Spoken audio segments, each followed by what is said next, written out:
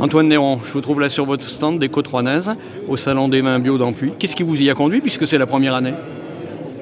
Voilà, une envie de faire découvrir notre terroir au-delà de notre terre rouennaise. Donc voilà, des très bons contacts avec des vignerons présents ici, des amis maintenant.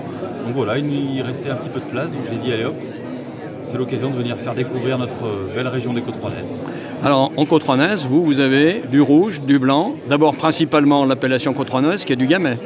Oui, on appelle la Côte Rouennaise, on aura uniquement un seul cépage qui est le Gamay Saint-Romain. Donc voilà, pour notre part, donc production à 90% de cuvée en rouge. On produit également une cuvée en rosé, un rosé sec en Côte Rouennaise, et aussi on se diversifie avec un petit peu de vin de pays, donc du chardonnay et du pinot gris. Présentez-nous un petit peu votre exploitation. Donc voilà, exploitation familiale, moi je suis la 4e génération. Donc je suis associé donc avec mon papa et mon oncle. Moi ça fait 5 ans que je suis sur le domaine. 17 hectares 15 hectares de vignes, exactement. On va arriver timidement à 20 hectares de vignes, ce qui représente une surface assez importante pour l'appellation. Donc voilà, on est converti en agriculture biologique depuis 2013. Et là, on penche un petit peu sur, à se diversifier un petit peu sur le côté biodynamique également. Pourquoi est-ce que vous avez choisi le bio, enfin plus ceux qui sont avec vous ont choisi le bio? Pourquoi vous avez fait cette conversion?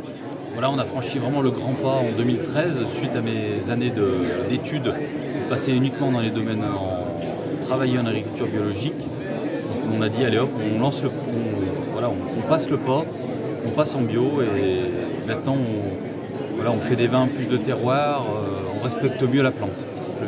Qu'est-ce que le bio apporte justement? On sait qu'aujourd'hui les consommateurs vont plutôt vers le bio. On voit bien l'ambiance en général par rapport à l'environnement. Mais pour vous, en tant qu'exploitant, travailleur de la terre aussi, en quoi vous pensez que c'est utile? Voilà, déjà on pollue moins, plus du tout de désherbants chimiques, de produits chimiques.